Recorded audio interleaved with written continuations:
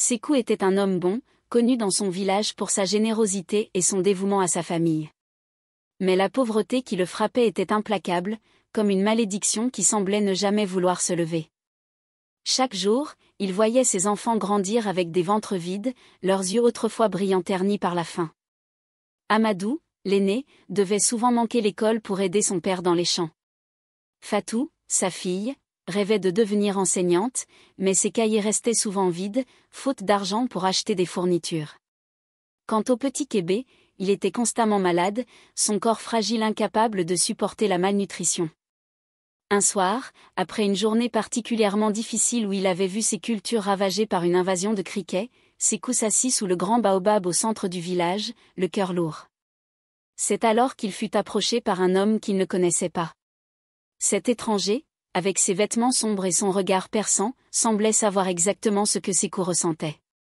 Il parla d'une voix douce mais emplie de mystère, évoquant des solutions à ses problèmes, des solutions que Sékou n'aurait jamais envisagées. L'homme se présenta comme un émissaire du « Maître des Ombres », un nom qui résonnait vaguement dans les rumeurs du village. Il lui parla d'une société secrète, un groupe d'hommes influents et puissants qui avaient autrefois été comme lui, pauvres, désespérés, mais qui avaient trouvé la richesse et le pouvoir grâce à leur allégeance au Maître des Ombres. Les récits des hommes qui avaient prospéré grâce à cette alliance semblaient trop beaux pour être vrais, mais Sékou, aveuglé par le désespoir, était prêt à tout pour sauver sa famille. Après plusieurs nuits de réflexion, rongé par la culpabilité et l'espoir mêlés, Sékou accepta de rencontrer le Maître des Ombres. La rencontre eut lieu dans une grotte profonde, située à la périphérie du village, un endroit que les villageois évitaient par superstition. En entrant dans la grotte, Sékou sentit une froideur pénétrante qui n'avait rien à voir avec la température extérieure. Les murs de pierre semblaient absorber la lumière des torchers, créant une atmosphère de terreur latente. Le Maître des Ombres, assis sur un trône de pierre au centre de la grotte, était un homme d'une stature imposante, avec des traits cachés dans l'ombre, laissant deviner un sourire cruel. Il parla avec une voix grave, résonnant dans toute la grotte, offrant à Sékou un pacte simple mais lourd de conséquences. En échange de la prospérité immédiate, Sékou devait se soumettre entièrement à lui et être prêt à faire tout ce qui lui serait demandé, sans question. Le rituel d'initiation fut sombre et inquiétant. Sékou fut amené à tracer des symboles inconnus avec son propre sang sur le sol de la grotte, et on lui remit une amulette noire en forme de crâne, symbole de sa nouvelle allégeance. La promesse de richesse lui fut faite, mais le Maître des Ombres avertit Sékou, toute richesse a un prix. Et le tien sera plus lourd que tu ne l'imagines. Les effets du pacte furent immédiats. Le lendemain, Sékou se réveilla pour découvrir que ses champs, autrefois stériles, étaient maintenant remplis de cultures luxuriantes prêtes à être récoltées. Il trouva également des sacs remplis d'or dans sa maison, comme par magie. Sa famille, d'abord méfiante, finit par se réjouir de cette soudaine prospérité. Ils achetèrent de nouveaux vêtements, améliorèrent leur maison, et même Kébé retrouva la santé. Mais alors que la richesse et le confort augmentaient, les exigences du Maître des Ombres devinrent de plus en plus oppressantes. D'abord, il demanda des offrandes simples, comme des fruits ou des animaux, mais ces demandes se transformèrent rapidement en exigences beaucoup plus sinistres. Le Maître des Ombres voulait que Sékou sacrifie des animaux rares, puis des objets précieux, et enfin, des êtres humains. Le jour où il demanda à Sékou de sacrifier l'un de ses propres enfants, ce dernier comprit l'ampleur de son erreur. Sékou, terrifié par l'idée de devoir tuer l'un de ses enfants, décida de désobéir. Il chercha un moyen de fuir avec sa famille, espérant pouvoir échapper aux griffes de la secte.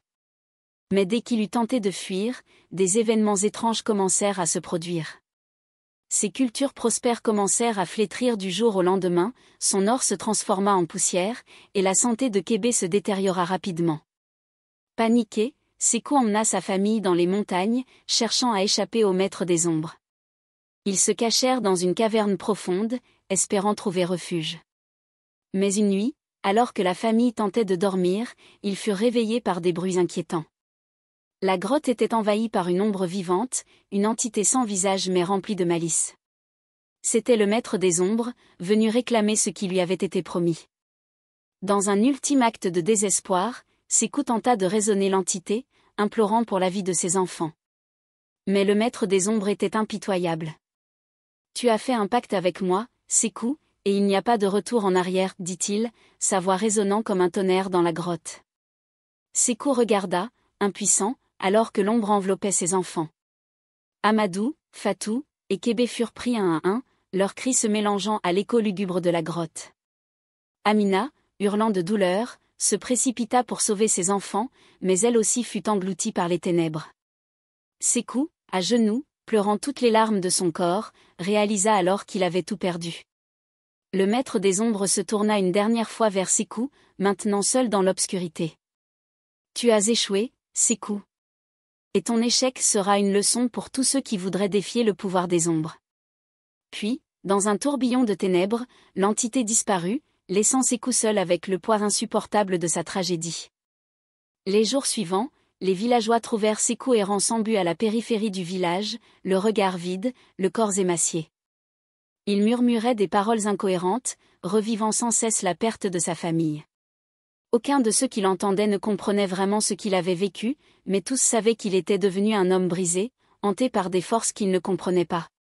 Sékou finit par mourir seul, dans la même grotte où sa famille avait été prise. Son corps fut découvert des semaines plus tard, emporté par la faim et le désespoir. Les villageois, effrayés par les récits de ceux qui avaient entendu ces derniers mots, scellèrent l'entrée de la grotte, jurant de ne jamais plus évoquer le nom du maître des ombres. L'histoire de Sékou est un avertissement sombre sur les dangers des désirs égoïstes et des pactes occultes. En cherchant désespérément à échapper à la pauvreté, Sékou a sacrifié tout ce qui avait de la valeur dans sa vie, pour finalement n'obtenir que la destruction de sa famille et de lui-même. Cette tragédie, empreinte de mystère et de terreur, reste une légende macabre dans le village, un rappel du prix terrible que l'on peut payer en cherchant la richesse par des moyens sombres.